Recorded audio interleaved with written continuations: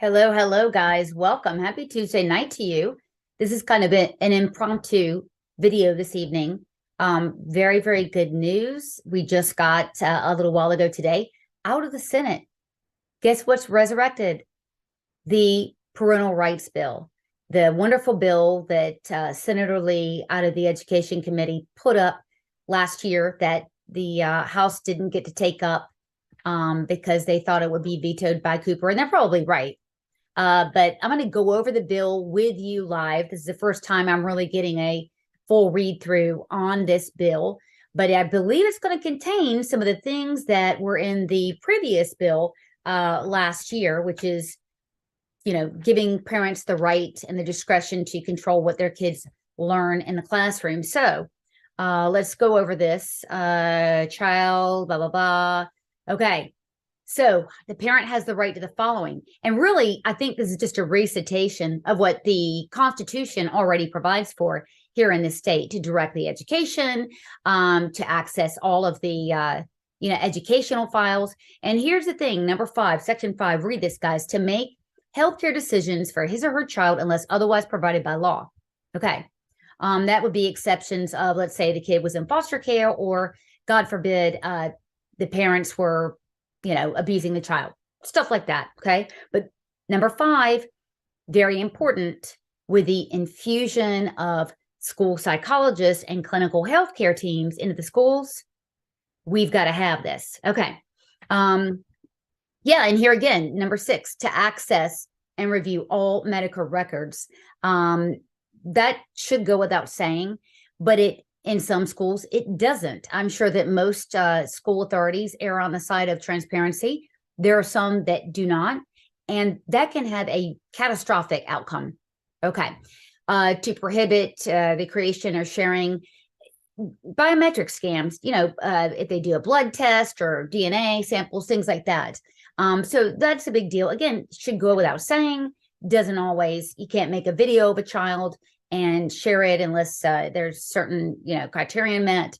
And this is a big deal. Number 10, to be promptly notified if an employee of the state suspects that a criminal offense has been committed against his or her child, unless it's been reported to the authorities. We here in the last year, unfortunately, have heard of about a half dozen cases from across the state where a child is assaulted, for instance. It's unfortunate, but the parents are often the last to know, and the child can be, pretty injured. And so, this is a good step in the right direction. It depends on how we'll go on in the bill. It depends on how this is going to be enforced. There's got to be some teeth, some accountability to this bill. But number 10, again, should go without saying. Unfortunately, a lot of things nowadays go without saying, and darn if it isn't happening. Okay. Limitations on the right of the parents. Yeah, I mean, that's going to be obviously abusing your kid and, things like that. Absolutely goes without saying. Okay, here's a big one. An employee who encourages, coerces, or attempts to encourage a child to withhold information from the parent can be subject to disciplinary action. This is a big deal with these secretive gender support plans. I don't know if that is put into the target of this bill or not, but it certainly seems that way, where a guidance counselor, I'm just giving you a what if, goes and says to the kid, we're going to have this, our little secret. You can change your air quote gender. Won't tell the parents. Don't tell the parents. That kind of thing should go without saying. Again, that's the issue. Okay. So it's just saying here, a kid under 18 years of age, the age of consent, that's kind of how they're defining all of this. A parent should be, this is 115C-76.5. See this? Again, just reiterating what the Constitution already lays out there. And the General Assembly finds that parental involvement and empowerment, that's the key to the successful education of students. To strengthen, and this should be the aim of all goals here, to strengthen the relationship between the teacher, the principal, the parents. That's in the best interest of each child. just another, for instance, these secretive gender support plans. Those are the kind of things that erode the trust that is between the child and the parent. Now, the secretive gender support plans, again, North Carolina School Psychologists Association promotes being secretive with the parents. Cannot have that. Okay. So this bill is saying, look, every PSU, every school, every system is going to have to not take these things for granted anymore. Somewhere on the website of the school, or hopefully in the website and in outreach, each school will have to enumerate the rights of the parent. That's really important, because even, parents who are very well involved in the process, they don't know, for instance, that they have a right to speak out at the school board. They don't know what the rules are, the parameters are. And you can see that a lot of working parents, or maybe single parent households, they would be less informed of their rights. So the bill is saying, look, you school, every PSU has the duty to really educate the parent about what their rights are. That's what we want. Okay. Legal right of education. Okay. This is already on the books. A parent can say, we're not going to have our child participate in these classes held at these times. Of course, we know that with social emotional learning in particular, that is embedded in all 12 academic subjects. And theoretically, that's a black box that a teacher can, or a district can, insert gender ideology. That's on the DPI's website, where teaching identity is one of the core constructs of SEL, right? And so we'll probably get later on into the bill where the bill will acknowledge, hey, parents don't have to put up with this crap either. Okay, a right to say, hey, I don't want my kid taking the jab because it's against my religion. Okay, fine, good.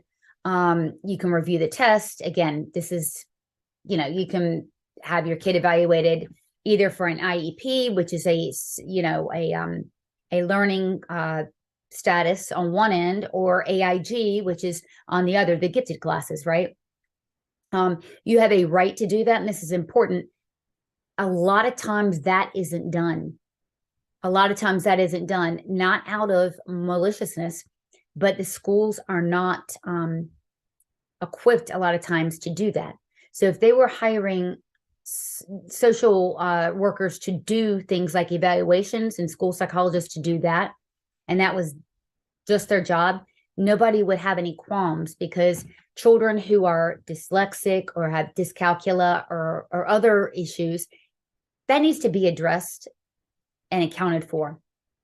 And on the other hand, if kids aren't challenged enough, but social workers in the schools are being told, according to the DPI website, that they must engage in social justice. So that's what we have the qualm with. So again, this is just reiterating that, hey, students have the right to be evaluated.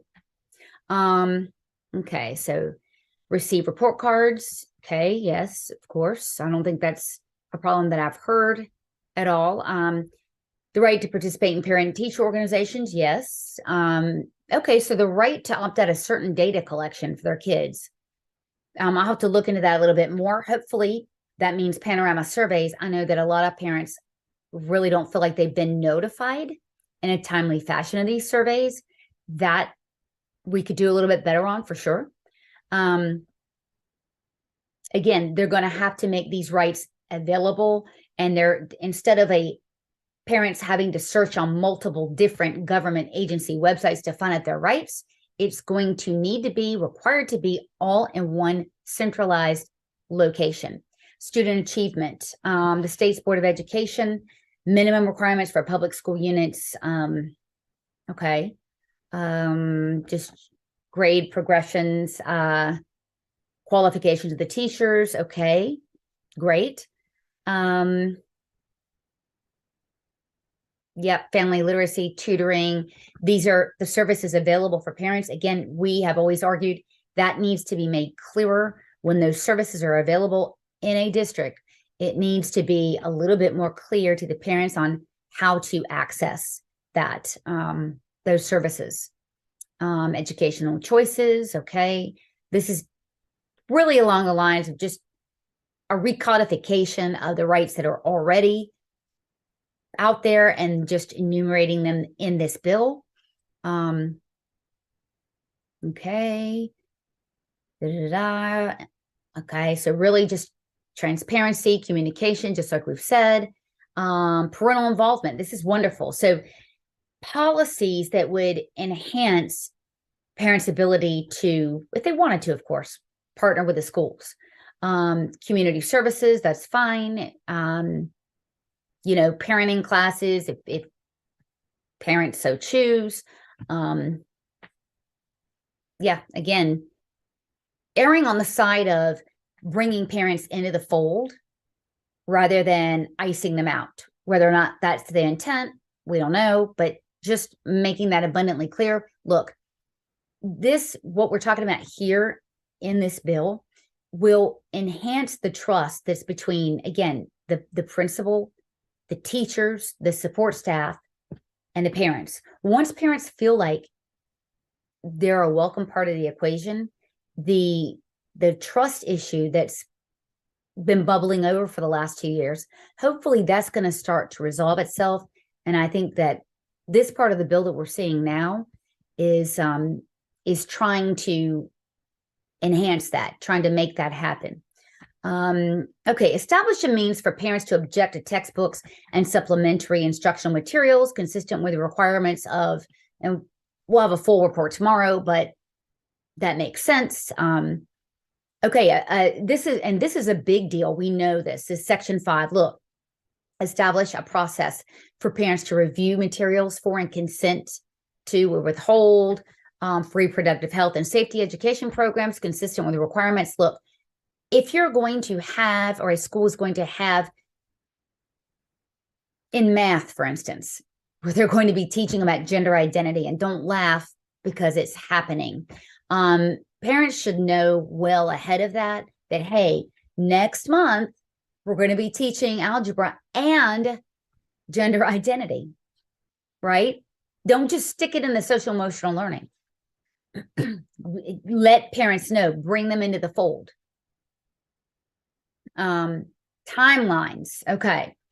Let's see. 10 days. Okay. So in other words, if you ask, hey, Mr. Brown, can you give me a schedule when you're going to be teaching this? It looks to me that that's going to be 10 days and no later than 20.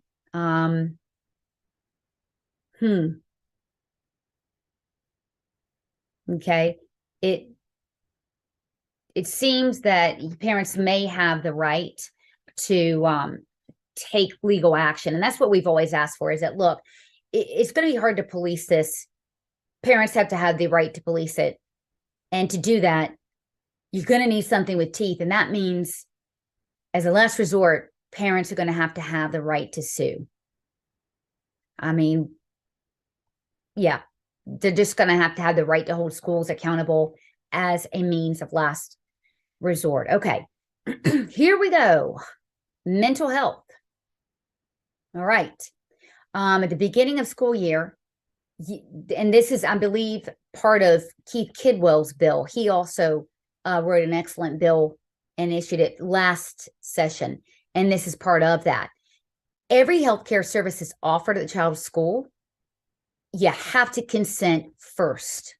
I'm going to tell you guys this, and I want you to tell 10 of your friends.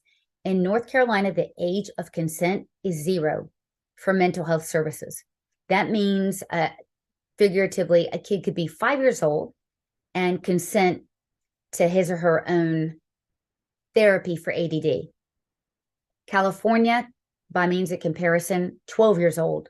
And almost everywhere in the country, but the mean age is 16. North Carolina, it is 0. We have to have either the statutes have to change or this bill has to pass. Ideally, both of them, right? Okay, so every healthcare service, you're going to have to opt into it.